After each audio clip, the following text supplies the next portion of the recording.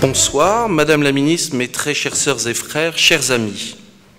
C'est avec un très grand plaisir que nous vous accueillons ici ce soir au Grand Orient de France pour entendre dans quelques instants Madame la Ministre déléguée à la réussite éducative nous entretenir du sujet « Une immigration intérieure, les Français d'outre-mer en métropole ». Disons immédiatement combien dans ce titre le point d'interrogation est essentiel. Car il ne s'agissait pas pour nous, bien évidemment, de considérer que les citoyens français d'outre-mer constitueraient une sous-catégorie de Français, étrangers insulaires en quelque sorte dans leur propre pays, ne jouissant qu'accidentellement des droits réservés aux citoyens de la République. Il s'agit plutôt de s'intéresser, à l'heure où la diversité est devenue parfois un lieu commun sans substance, à l'heure où les pulsions discriminatoires et les mouvements xénophobes sont malheureusement ancrés dans notre pays, à un phénomène historique peu souligné, à savoir l'intégration souvent problématique en métropole de très nombreux Français en provenance des dom-toms à partir, je dirais, des années 1960.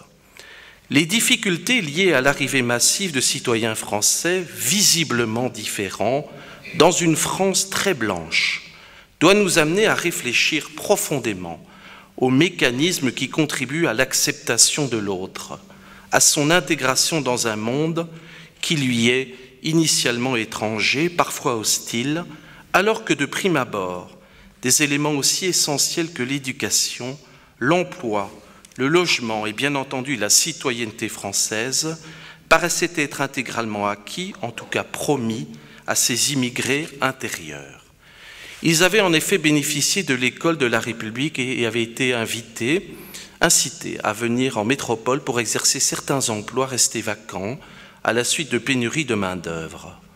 L'atterrissage dut être parfois rude, car beaucoup des arrivés étaient ramenés au rang de main-d'œuvre peu qualifiée, accueillis sommairement, laissés à l'écart de la société environnante. La description de ces destinées nous amènera nécessairement vers une réflexion plus large, plus globale, vers la compréhension des contraintes qu'il faut mettre en œuvre pour espérer une intégration réussie, favoriser une osmose, rassembler un corps social épars. Mais au-delà des fonctions ministérielles, qui est notre témoin, notre oratrice de ce soir? Qui êtes-vous, Madame Georges-Paul Langevin? Vous êtes née le 19 octobre 1948 à Pointe-à-Pitre de parents enseignants, dont vous direz que, comme beaucoup d'enseignants, ils ont permis à un très grand nombre de jeunes des Antilles d'accéder à l'instruction. Vous vouliez être professeur de lettres, vous avez donc commencé par la Sorbonne, ensuite vous vous êtes orienté vers le droit. Diplômée de l'Université de Paris II, vous êtes devenue avocate, vous avez effectué votre stage chez un avocat martiniquais, Marcel Manville. Vous avez dit avoir été saisi à la gorge par la puissance et la misère des situations humaines qu'il rencontrait à bras le corps et qui tournaient bien souvent autour des univers économiques, familiaux et humains abîmés, déracinés de migrants antillais. Très lié avec Frantz Fanon, il est également intervenu dans la plupart des grands procès relatifs à la décolonisation. C'était un grand avocat, une personnalité marquante, décédé en 1998 dans l'exercice même de son métier au Palais de justice de Paris. Sur votre arrivée en France métropolitaine, j'ai recueilli quelques-unes de vos réflexions plutôt éclairantes et personnelles. Tout d'abord, votre hommage au fait que, diplômé dans l'Hexagone, vous y avez acquis des connaissances que l'on ne découvre pas dans son île. Ce qui est difficile, c'est de quitter sa famille à 18 ans pour faire des études. Étonnamment, vous avez trouvé, dites-vous, dans Mauriac, les pages qui vous ont le plus touché sur vos sentiments d'exil. Exil, c'est votre mot. Dans la suite de vos engagements au barreau, vous avez été membre puis président du mouvement contre le racisme et pour l'amitié entre les peuples entre 1984 et 1987. Vous êtes resté 20 ans dans cette organisation, justement célèbre pour ses combats antiracistes.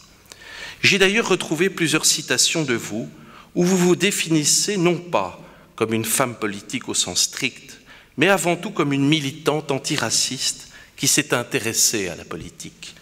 Ma préoccupation est de savoir si je suis utile aux gens là où je suis. Vous êtes alors de plus en plus rapproché du Parti socialiste sans abandonner vos occupations humanistes, dont l'un des faits d'armes est d'avoir fait changer à Paris en 2001 le nom de la rue Richepense, de ce général qui avait rétabli l'esclavage en Guadeloupe en 1802, en rue Chevalier de Saint-Georges, un compositeur et musicien métis et abolitionniste d'origine guadeloupéenne, qui nous est d'ailleurs particulièrement sympathique, car il était franc-maçon. À l'occasion du dépôt d'une gerbe en mémoire de Louis Delgrès, autre figure emblématique de la résistance antillaise, opposant d'ailleurs direct à Richepense, vous avez déclaré que devraient être commémorés nos ancêtres esclaves et les souffrances qu'ils ont endurées.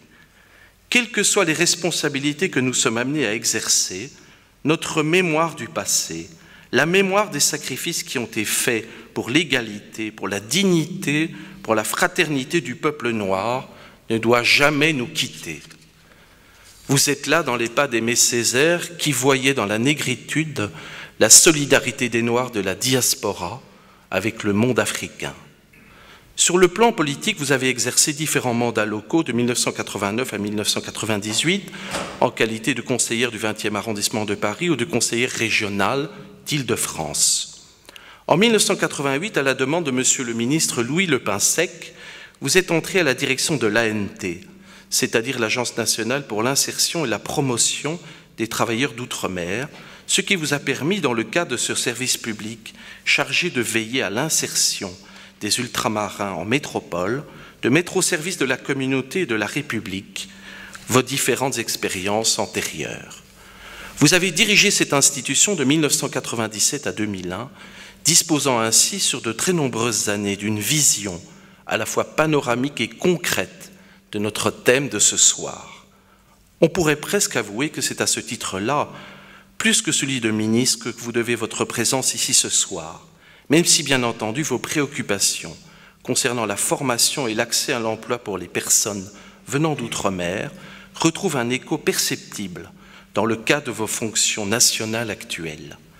Auprès de Bertrand Delanoë à la mairie de Paris, vous avez également occupé des postes importants en relation avec la vie associative, étant notamment chargé de la délégation générale à l'outre-mer. Vous avez également eu un rôle remarquable pour que la parité homme-femme ou la présence de personnes issues de la diversité en politique ne reste pas que des proclamations merveilleuses sans traduction dans les fonctions, les mandats, les offices et les perchoirs. Dans ce pays où l'indifférence théorique envers la couleur de la peau ou le sexe se traduit bien souvent par une invisibilité totale des candidats qui n'ont pas l'apparence de la majorité. Là, je vous cite directement. C'est peu dire que c'est de haute lutte avec l'appui notable de Victorin Lunel que vous avez été désigné par le Parti socialiste comme candidate en 2007 dans la circonscription du 20e arrondissement de Paris, dans laquelle vous avez été élu largement dès votre premier essai le 17 juin. Vous étiez alors la première femme noire élue de métropole à l'Assemblée nationale. Vous avez été réélue en juin 2012 avec 73,5% des voix. Vous avez évoqué votre parcours original de femme d'outre-mer à Paris dans un ouvrage d'une grande sincérité, paru en 2011 et intitulé « Représenter le peuple français ».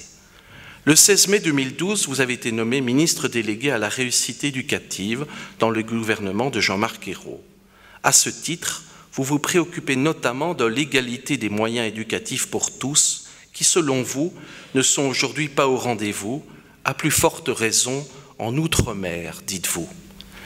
J'ai lu plusieurs critiques qui vous ont prêté des tentations communautaristes, mais ceux-là, comme vous dites, sont en général ceux qui désignent l'attitude des gens qui veulent simplement bénéficier de droits de français ordinaires et qui veulent vivre selon les lois de la majorité.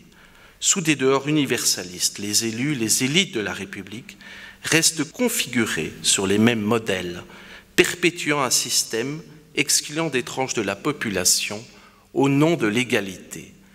Cette lutte doit toujours être soutenue, mais le mouvement est lancé, l'engrenage enclenché, et vous y avez participé très activement. Vous avez relevé combien il était essentiel que l'action soit portée sur l'enseignement, et plus particulièrement l'accès aux grandes écoles, où se fabriquent les élites, pour que, par exemple, les figures emblématiques de l'outre-mer ne soient pas seulement celles de sportifs et de sportifs célèbres. Il y a donc encore un long chemin à parcourir. Mais vous êtes, Madame la Ministre, une voyageuse, une lutteuse infatigable, portant, comme vous l'avez dit, sans éclat, on dira, sans bling-bling, mais avec le caractère besogneux et endurant du diesel, des combats et des idéaux de toujours, avec force, fidélité et conviction. Aujourd'hui, nous sommes ravis au Grand Orient de France de recevoir, bien entendu, la ministre de la République, mais également la militante, le témoin sincère et engagé de destinée et de lutte humaine remarquable. Vous saurez nous en parler sans langue de bois, avec authenticité. Je vous remercie. Monsieur le Président, chers amis, je suis extrêmement honoré d'être ici aujourd'hui devant vous, et évidemment encore plus de la présentation très flatteuse que vous venez de faire de ma personne et de mes combats. J'ai souhaité, ou en tout cas j'ai accepté de vous parler de la migration antillaise, une migration de l'intérieur, pas seulement pour évoquer cette situation spécifique, mais aussi parce que je suis convaincue que l'exemple de cette partie de la population est aussi une manière d'interroger notre pacte républicain, parce que depuis plusieurs siècles, on a affirmé que dans notre pays, les hommes étaient égaux, qu'ils étaient des citoyens ayant une égale aptitude à exercer toutes les fonctions, et par conséquent, l'exemple de ces populations qui vivent aux Antilles ou plus largement en Outre-mer est une sorte de défi pour voir si véritablement, dans la réalité, nous parvenons à faire en sorte que les idéaux qui sont prônés dans notre pays et qui sont affichés dans nos déclarations, est-ce que ces idéaux sont respectés? Et le constat que je fais est à la fois un constat un peu désolé, où on voit les insuffisances de notre modèle, les insuffisances de cette égalité qui est proclamée, et en même temps, c'est un constat d'espoir, parce que on voit bien qu'au fil des siècles, les luttes pour pouvoir faire respecter ces droits, faire respecter l'égalité, ont été âpres, mais au fil des siècles aussi, on voit que les progrès sont survenus. Et je suis intimement convaincue que durant encore ces dernières années, notre pays a changé et qu'il est aujourd'hui davantage prêt à faire vivre cette diversité de sa population à laquelle que nous constatons tous les jours et où malheureusement on avait l'impression que l'égalité n'était pas au rendez-vous. Aujourd'hui, au fur et à mesure, les choses avancent, les choses progressent, et je pense qu'en évoquant un peu le sort de ces migrants antillais, avec à la fois leurs désillusions, leurs problèmes et en même temps ce qu'ils ont pu réaliser, nous allons pouvoir avoir un exemple de ce qui est possible dans notre pays, ce qu'on peut réaliser. Alors, je voudrais d'abord rappeler que, bien entendu, les migrants de l'outre-mer sont arrivés très nombreux en France métropolitaine, comme nous disons, suivant un langage qui peut être un peu particulier. Ils sont arrivés très nombreux dans les années 60. Mais les relations entre la métropole, la France, et les Antilles, plus largement l'outre-mer, sont extrêmement anciennes. Et c'est ce point déjà que je voudrais souligner. Quand on parle de migration, on a parfois le sentiment que c'est un phénomène qui est récent, alors que la présence française dans les colonies date du XVIe siècle. Et depuis le XVIe siècle, il y avait une vérité que connaissait tout esclave, c'était que le sol de France a franchi, et que arriver en métropole était une manière de devenir un homme libre. Et vous savez que déjà à cette époque, beaucoup de maîtres emmenaient comme domestiques des esclaves. Et je vous signale qu'il y a actuellement à Paris, au Tarmac, une pièce très belle qui raconte cette histoire, qui raconte l'histoire du jeune Furcy qui avait été amené en métropole avec sa mère par donc celui qui se considérait comme son maître, et qui ensuite est reparti à La Réunion avec ce propriétaire terrien. Et le jeune Furcy, à l'âge de 30 ans, a décidé de faire juger en début du XIXe siècle qu'il était libre. Et ça a été un procès extrêmement long, qui a duré une vingtaine d'années. Et au bout de cette vingtaine d'années, cet homme a pu faire juger par un tribunal donc la Cour suprême, Cour de cassation, a pu faire juger qu'il était libre parce que effectivement, le fait que sa mère soit venue en métropole avec lui petit, sa mère du coup s'était trouvée affranchie et lui avait donc été né libre. Mais ce qui est extraordinaire dans cette histoire qui se joue aujourd'hui au Tarmac, c'est de voir que nous sommes quand même dans un pays où à la fois vous avez des propriétaires d'esclaves qui estiment normal de réduire quelqu'un en esclavage, mais vous êtes aussi dans un pays où vous avez des hommes de loi qui ont pu durant 20 ans se battre pour faire juger que ce jeune homme qui était d'origine indienne et qui avait été à un moment donné en France métropolitaine ne pouvait pas être devenu esclave. Et nous sommes dans un pays qui, avant l'abolition officielle de 1848, a donné raison dans un tribunal à un esclave sur celui qui se prétendait son maître.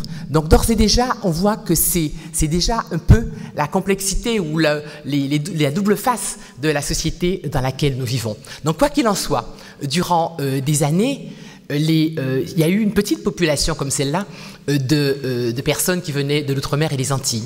Et vous avez rappelé que parmi les hommes libres, il y en avait beaucoup qui étaient installés ici. Vous avez parlé du chevalier de Saint-Georges, qui était métis, fils d'un planteur et d'une femme esclave noire.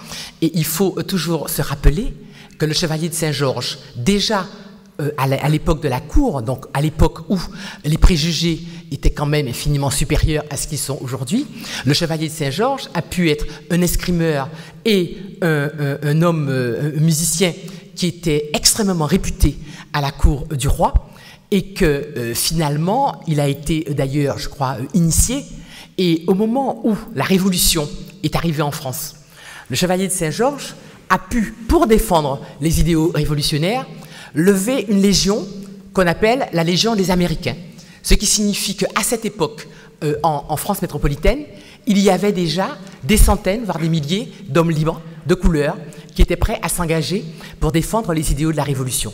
Quoi qu'il en soit, l'histoire des Antilles, puisque nous parlons des Antilles ce soir, durant tout le XIXe siècle, a été une lutte perpétuelle pour d'abord lutter contre l'esclavage, ensuite pour lutter pour avoir des droits d'hommes égaux.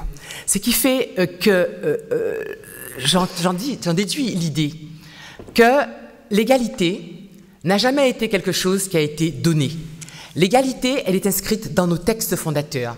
L'égalité est inscrite dans la Déclaration des droits de l'homme, mais à chaque stade, à chaque pas, il a fallu se battre pour pouvoir faire avancer les droits, pour obtenir la réalité des droits qui étaient inscrits dans nos textes fondateurs. Et je crois que finalement, si on ne mène pas ce combat en s'abritant sur les textes qui régissent cette société, eh bien, d'une part, on ne fait pas progresser les choses, mais par ailleurs, finalement, les droits en question risquent de s'étioler parce qu'on ne les fait pas vivre. Il ne suffit pas d'inscrire un texte comme la Déclaration des droits de l'homme, encore faut-il que chacun l'ait au jour le jour comme référence pour guider nos comportements habituels. Donc c'est vrai que durant un certain temps, la France métropolitaine est restée une sorte de référence lointaine qui permettait de s'émanciper si on parvenait à la toucher et à lui parler. Et puis, dans les guerres mondiales, vous avez eu un certain nombre d'Antillais qui sont venus défendre la patrie. Et petit à petit, les migrations se sont développées. Donc, jusqu'à la Deuxième Guerre mondiale, c'était des migrations relativement modestes. Vous aviez notamment des avocats, des intellectuels. Et vous vous souvenez que le président Monnerville est arrivé ainsi de la Guyane, il a exercé comme avocat et ensuite il a pu devenir président du Sénat, donc exercer des responsabilités. Mais le nombre d'Antillais présents en métropole était encore quelque chose de relativement rare. Et le phénomène s'est développé beaucoup lorsque, dans les années 60, la fin de l'économie de plantation, qui était l'économie des Antilles, a laissé dans une situation de chômage, et je peux même dire de misère, un grand nombre de travailleurs qui ne trouvaient plus à s'employer dans les plantations. C'est comme cela que, alors que la France était en train elle-même de se développer et manquait de main-d'œuvre, l'idée de faire venir systématiquement en métropole les personnes originaires des Antilles a été adoptée par le gouvernement.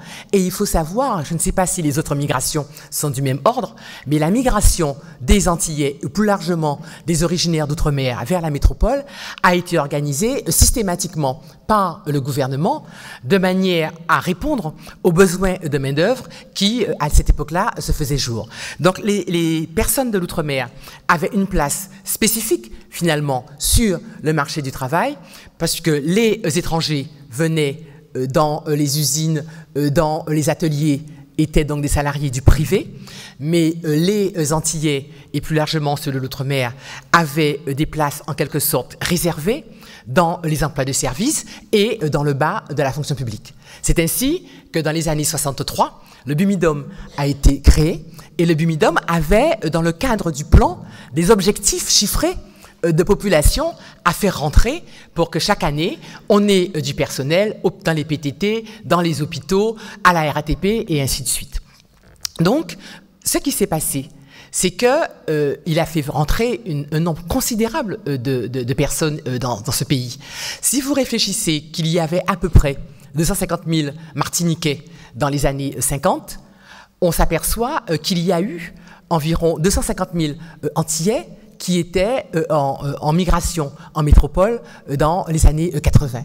Donc pratiquement l'équivalent de la population de la Martinique s'est retrouvé en travaillant en métropole au bout de quelques années.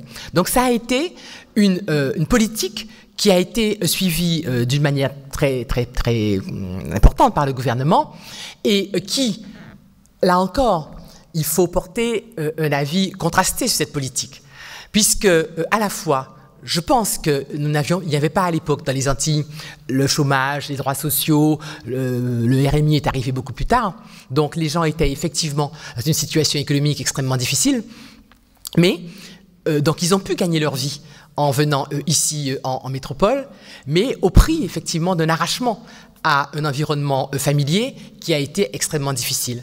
Et bizarrement, la colère de ceux qui se sont retrouvés ainsi isolés s'est retournée non pas contre la situation d'exil due à des motifs économiques, mais contre l'instrument, c'est-à-dire le Bumidum. Et pour beaucoup de gens, y compris de ma génération, le Bumidum était devenu quasiment l'ennemi à abattre, le symbole même de la déportation, comme certains intellectuels le disaient.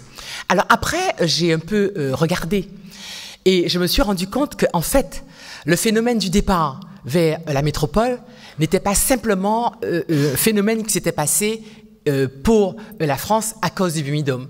Le phénomène du départ vers la métropole a été un phénomène qui a été totalement répandu dans la Caraïbe. Sauf que chaque migrant de pays, disons pour aller vite colonisé, est parti vers sa métropole.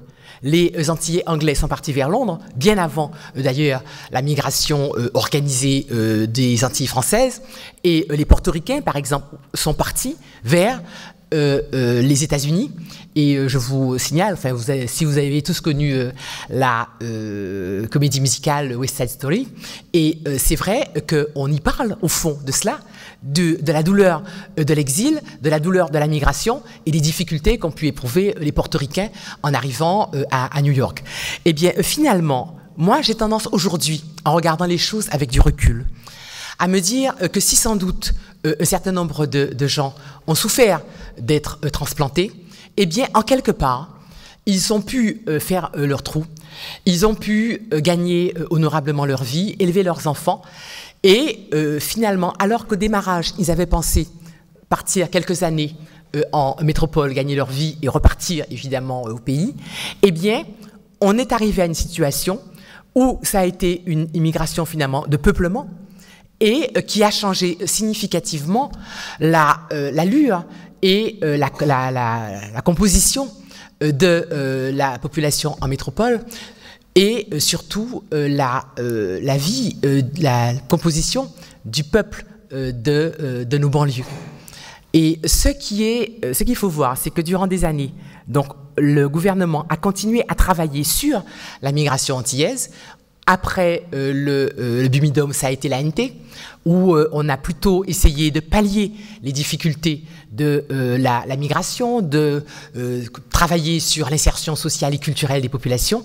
Et il y a ici d'ailleurs quelqu'un qui a beaucoup travaillé à cela avec le ministère de l'Outre-mer. Mais ensuite, quelques années après, on est reparti sur des politiques purement de migration et de formation professionnelle. Aujourd'hui, l'ANT, qui s'appelle aujourd'hui l'ADOM, travaille principalement sur le fait de faire venir en métropole des personnes pour les qualifier et pour leur permettre d'avoir une insertion professionnelle.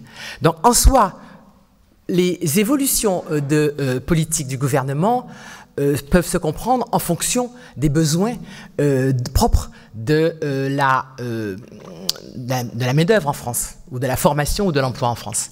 Ce qui est, me semble-t-il, problématique, c'est que quand une population est partie et qu'elle est porteuse d'une identité, d'une forme de culture, et qu'elle a une certaine difficulté à se retrouver dans une population, dans un milieu d'accueil, je crois que des structures que les Anglais appellent des structures buffer, enfin de transition, sont importantes. Et elles aident à ce que le passage se fasse d'une situation à une autre. Et c'est la raison pour laquelle moi j'ai beaucoup défendu le rôle que pouvait avoir l'ANT dans l'insertion des populations de l'outre-mer, parce que je ne crois pas que ce soit un rôle communautariste, comme certains l'ont dit. Je crois que si quelqu'un est au rez-de-chaussée et qu'il veut aller au premier étage, il faut mettre un escalier. Et ce qui m'a semblé tout à fait regrettable, c'est qu'à un moment donné, au motif que l'escalier coûtait cher, on l'a enlevé. Et nos populations se sont retrouvées mélangées dans le peuple général de la banlieue. Ce qui a, et je crois qu'à la fois, nous avons un modèle d'intégration qui est un modèle que je respecte et qui est un modèle qui dit que nous sommes tous égaux et que par conséquent, il n'y a pas lieu de distinguer entre les uns ou les autres selon le lieu d'origine de leurs parents. Il n'en reste pas moins que si vous avez une identité, pour aller vite, quartier populaire, banlieue, où tout est mélangé, il y a des problèmes identitaires qui demeurent posés. Et il me semble qu'aujourd'hui, quand on regarde un peu la situation de nos jeunes dans nos quartiers populaires, on peut être avoir à la fois une idée positive, en se disant que pour la plupart, ils n'ont plus le regard fixé vers le pays d'origine de leurs parents et que par conséquent, ils se sentent pleinement partie prenante de la société dans laquelle nous sommes et de ce pays. Je crois qu'on leur a inculqué, et donc ils savent bien, les idéaux de notre pays. Et on sait que depuis que la France a proclamé la Déclaration des droits de l'homme en 1789, depuis qu'en 1794, on a supprimé l'esclavage, eh bien, le principe est que tous les hommes de ce pays sont des citoyens à égalité de droits et que par conséquent, ils ont également vocation à exercer tous les métiers et toutes les charges. Bon. Donc, je pense que cette base républicaine, ces valeurs républicaines sont parfaitement acquises. Il n'en reste pas moins que vous pouvez avoir dans la vie courante le regard de l'autre qui vous dit « oui, bon, d'accord, vous êtes français, mais encore, vous venez d'où ?» Et alors vous répondez « mais moi je viens de Bretagne » ou je vous répondez « moi je viens de Paris 20e ». D'accord, mais enfin, vos parents, voilà.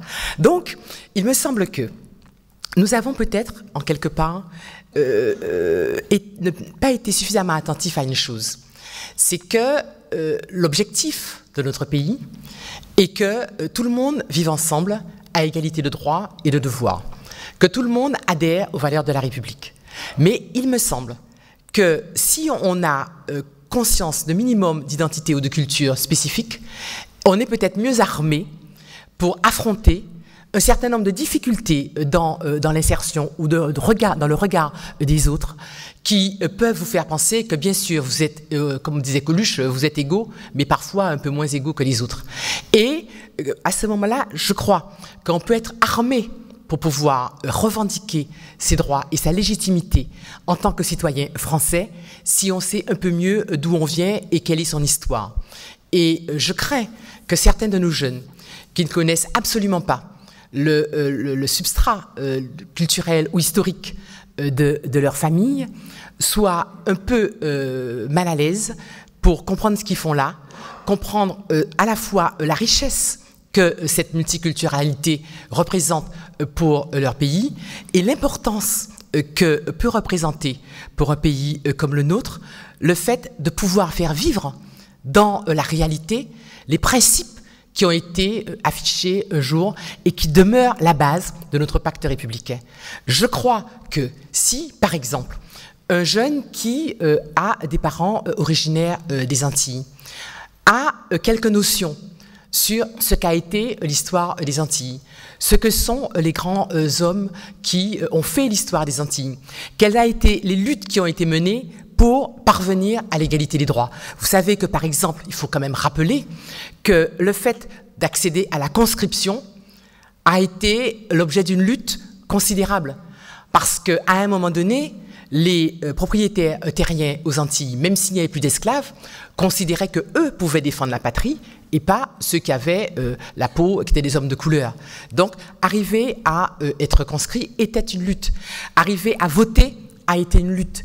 Et par conséquent, je crois qu'il faut se dire qu'à chaque fois, ces avancées républicaines sont des acquis qu'on ne peut pas ensuite laisser tomber. Donc quand on voit des jeunes aujourd'hui qui ne se sentent pas concernés par la vie politique, qui n'ont pas envie d'aller voter, qui considèrent que ça ne les concerne pas, moi j'ai envie de leur dire, oui, ça vous concerne.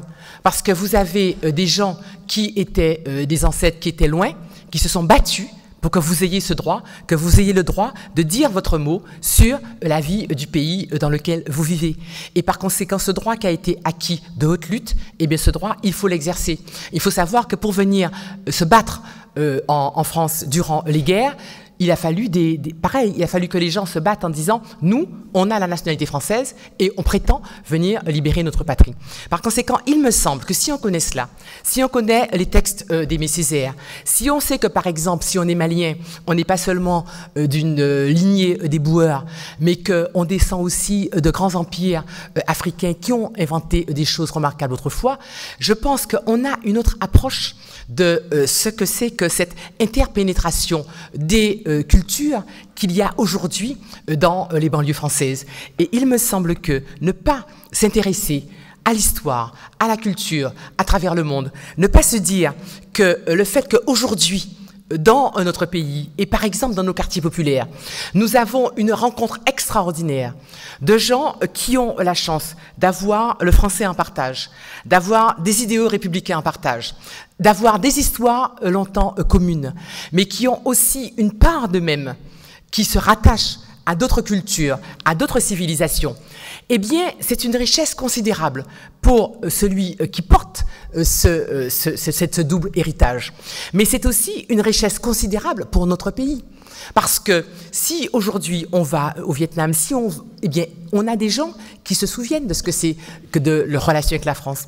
Et je pense souvent qu'on hésite à évoquer un certain nombre de phénomènes historiques, en se disant, oui, pas de repentance, notre pays ne va pas toujours battre sa coulpe sur un certain nombre de faits historiques qui sont survenus. Et je pense que ça, c'est une erreur.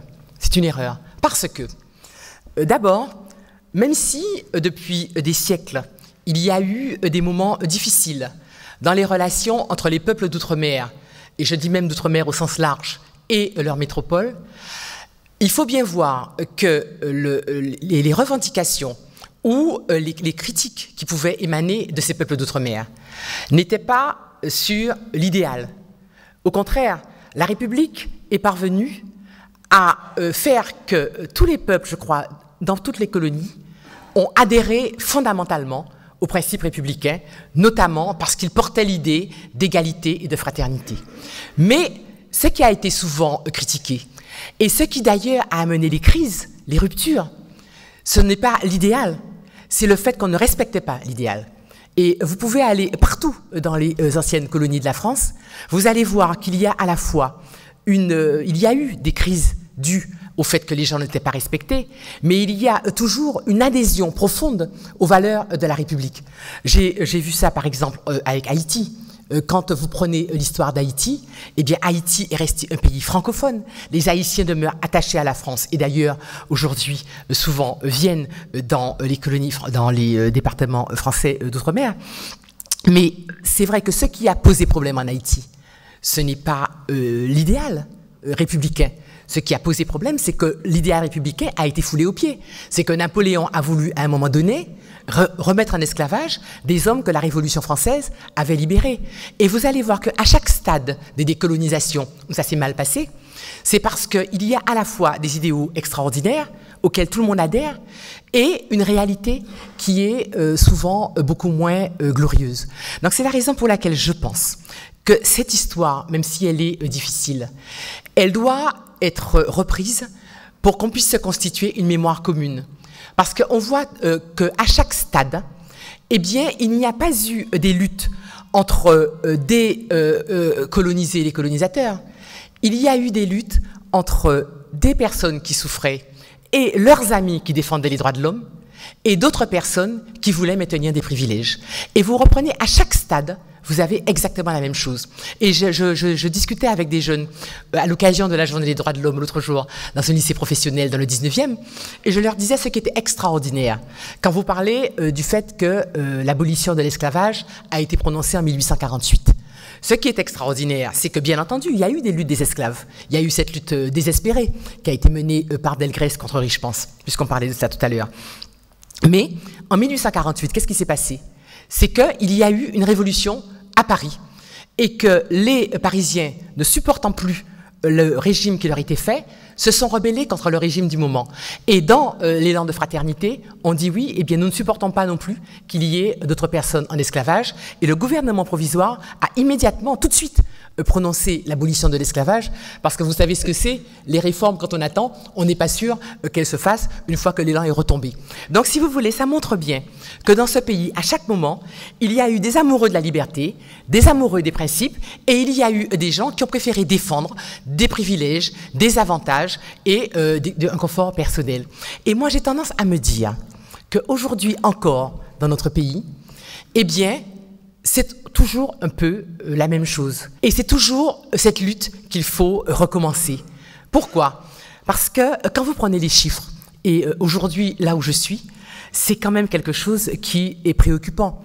On s'aperçoit que selon le quartier où vous vivez, eh bien, vos chances de réussir à l'école sont plus ou moins grandes. Votre niveau sera différent. Je dirais même que votre santé ne sera pas la même. Nous venons de faire une conférence sur la pauvreté où on s'aperçoit que dans nos quartiers populaires, nous avons des enfants qui sont totalement anémiés parce qu'ils ne mangent pas correctement, ils ne peuvent pas payer la cantine.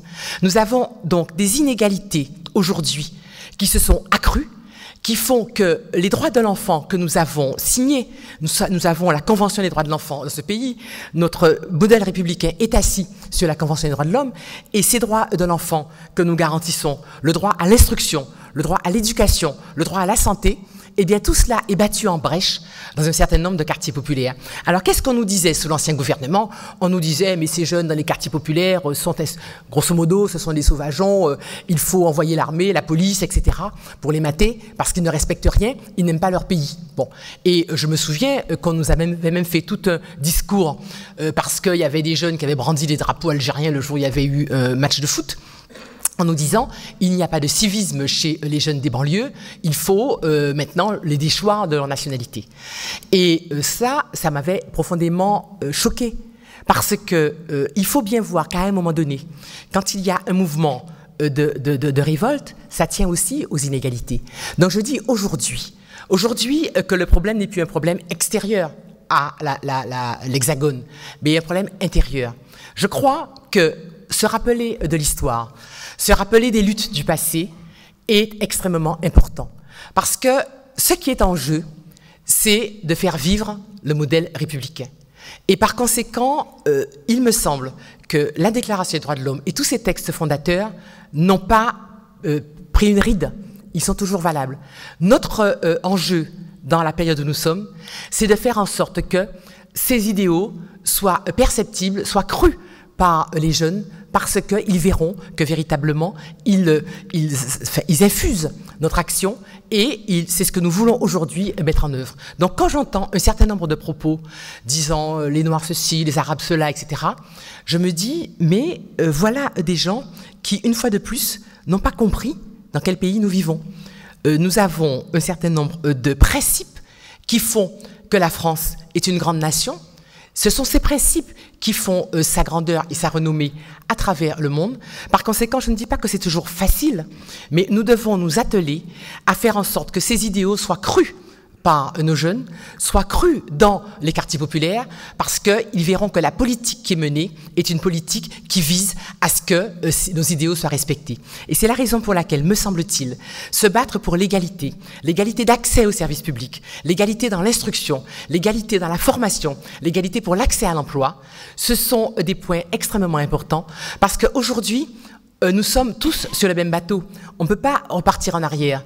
Durant des années, les migrants qui sont venus, qu'ils viennent des Antilles ou d'ailleurs, ils se disaient, au fond, tout ça, c'est pas grave. Je suis en butte à quelques difficultés, mais ça n'a aucune importance. La vraie vie est au pays. Et on s'aperçoit que les migrants qui sont venus de l'étranger faisaient à peu près le même raisonnement en se disant, bon ben, l'an prochain, je serai ailleurs. Et en fait, ce n'est pas vrai. Ce n'est pas possible, c'est fini. On doit bien se dire qu'aujourd'hui, comme disait Martin Luther King, soit nous arrivons à vivre ensemble dans l'égalité, dans la fraternité, soit effectivement nous continuerons à nous battre comme des idiots et ce sera notre pays qui ira en arrière. Par conséquent, je pense que parler de l'histoire, se souvenir des luttes qui ont été menées pour que les migrants puissent vivre dignement, pour que ces migrants venus de l'outre-mer, qui eux ont souffert parce qu'ils étaient vécus comme des migrants, alors qu'ils se voyaient comme des Français. Et par conséquent, il faut que l'expérience de ces luttes, l'expérience de ces déchirements, l'expérience de ce qui a été fait pour que les droits civiques soient une réalité dans ce pays et que l'égalité soit une réalité dans ce pays, il faut que cette expérience serve, qu'on ne continue pas les mêmes erreurs. J'avais beaucoup de relations quand j'étais jeune avec les Noirs américains. J'ai plaidé en tant qu'avocate toute jeune pour des Noirs américains qui avaient fui leur pays parce qu'ils estimaient que c'était difficile pour eux d'arriver à l'égalité. Et finalement, en réfléchissant avec eux et en voyant la lutte qui a été menée par d'autres Noirs américains, il était évident que le problème n'est pas de partir. C'est pour ça d'ailleurs que bien que j'aimais beaucoup mon patron Marcel Manville, qui était un homme extraordinaire, je ne l'ai jamais suivi sur des thèses indépendantistes. Je crois qu'aujourd'hui, on n'a pas le choix.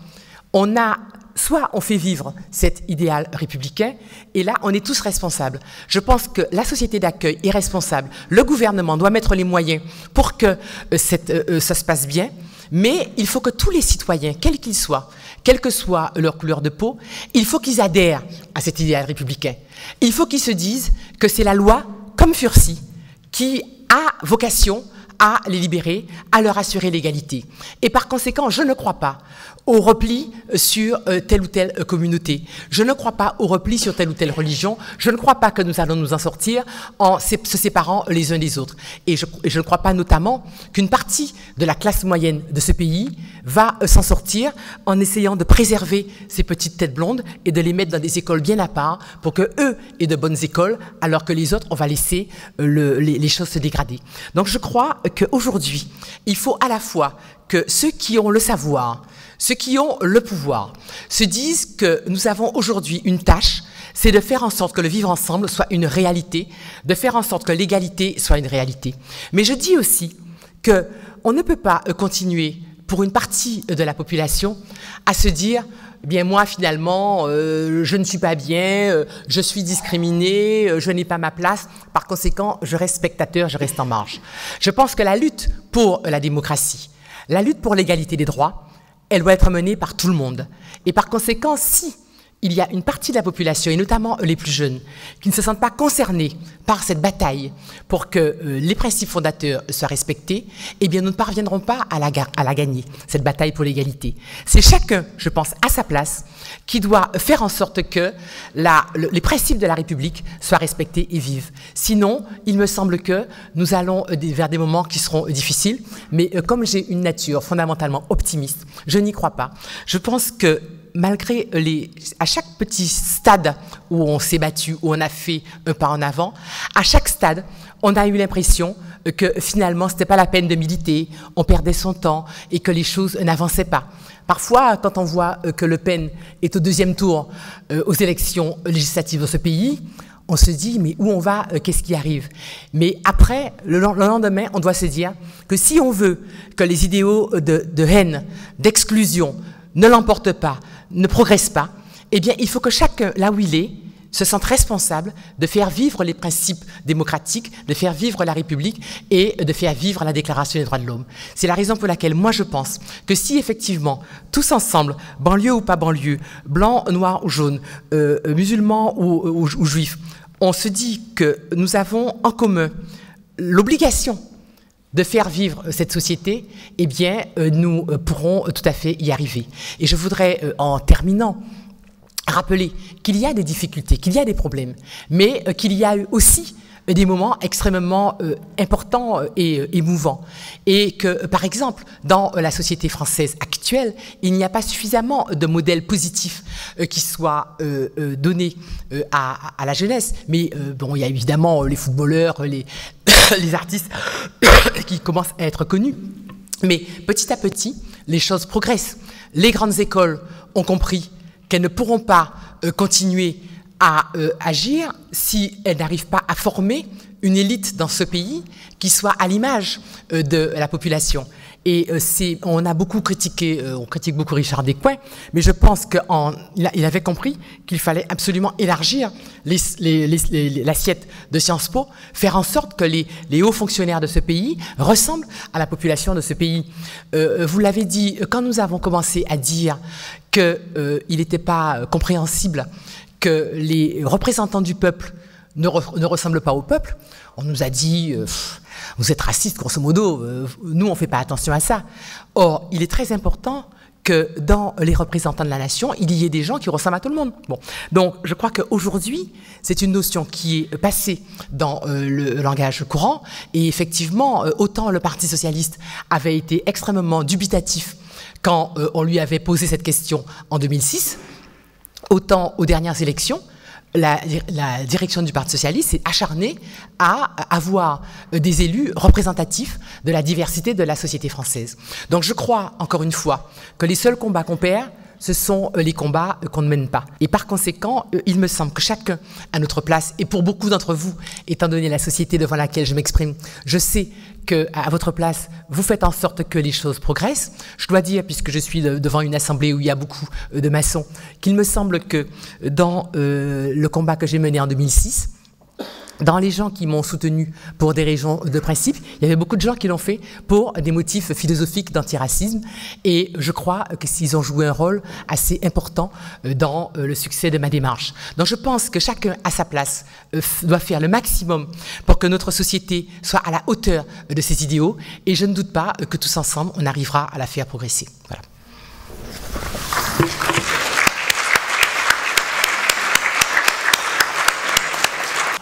Je vais donner la parole à notre frère José Coulineau, grand maître du Grand Orient de France, qui va conclure cette soirée. Merci, monsieur le député européen, grand maître de la Grande Loge de France, mon cher Marc-Henri, merci de ta présence. Et vous tous, mesdames, messieurs, et vous, madame, je terminerai par vous. Normalement, j'aurais dû commencer par vous, mais volontairement, vous nous avez fait vraiment un grand plaisir ce soir, puisque je pense qu'on est trop habitué, je ne dirais pas la langue de bois, mais à avoir des idées déjà un peu préétablies, des choses déjà préécrites. Mais là, vous nous avez parlé avec votre cœur, et je pense que tout le monde l'a ressenti. Vous dire que par rapport à la diversité, moi je suis né de l'autre côté de la Méditerranée, pas de l'autre côté de l'Atlantique, mais quelque part c'est la richesse aussi de notre pays d'avoir cette diversité et cette façon de vivre ensemble. Vous avez beaucoup parlé d'histoire, je pense que c'est un point important.